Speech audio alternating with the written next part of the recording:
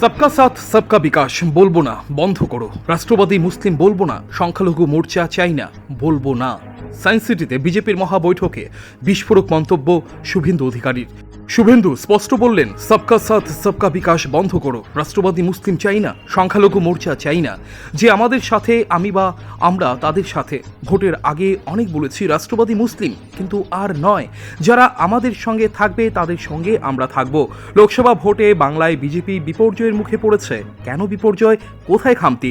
অনেক ক্ষেত্রেই রাজনৈতিক বিশ্লেষকদের একাংশ বলছেন, নির্বাচনে তৃণমূল বিগত কয়েকবারের মতো বাঙালি অস্মিতাকেই হাতিয়ার করেছিল, আর বিজেপির তাস ছিল হিন্দুত্ব।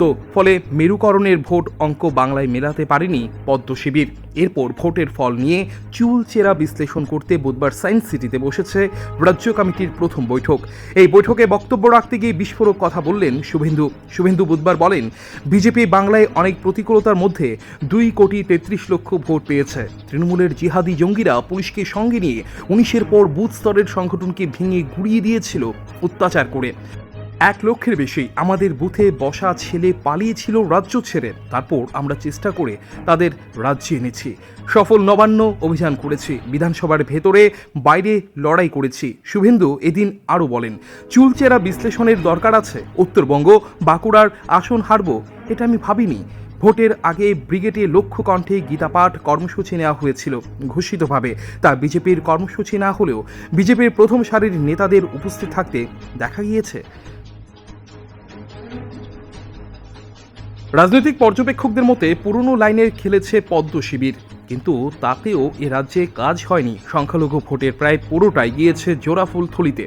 বুধবার শুভেন্দুর বিস্ফোরক অভিযোগ, 50 লক্ষ হিন্দুকে ভোট দিতে দেয়নি তৃণমূলের গুন্ডারা। কিন্তু সবকা সাথ সবকা বিকাশ তো প্রধানমন্ত্রী মোদির মুখের স্বীকৃত স্লোগান। তাহলে কি শুভেন্দু অধিকারী সোচ্চারে বিজেপির সর্বোচ্চ নেতার দেখানো পথের বাইরে হাঁটতে চাইছেন?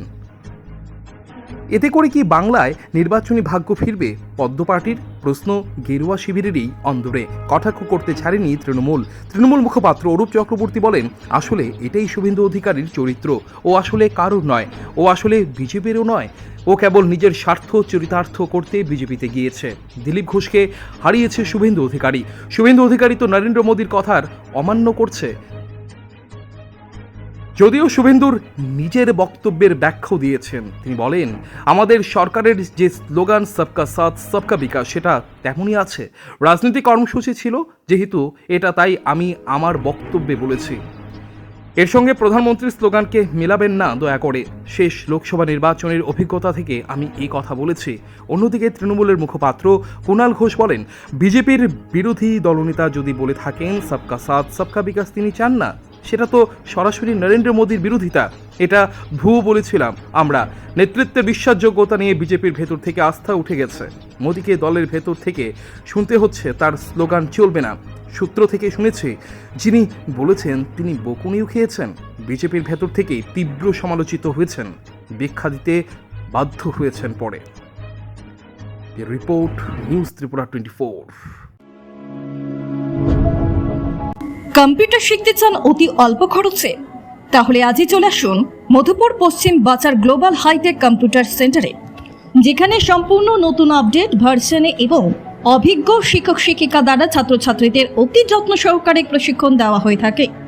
সম্পূর্ণ কেন্দ্র সরকারের নিয়ন্ত্রণাধীন একটি সংস্থা এবং কম্পিউটার শেখানোর পর উন্নত মানের সার্টিফিকেট ছাত্রছাত্রীদের হাতে তুলে দেওয়া হয়।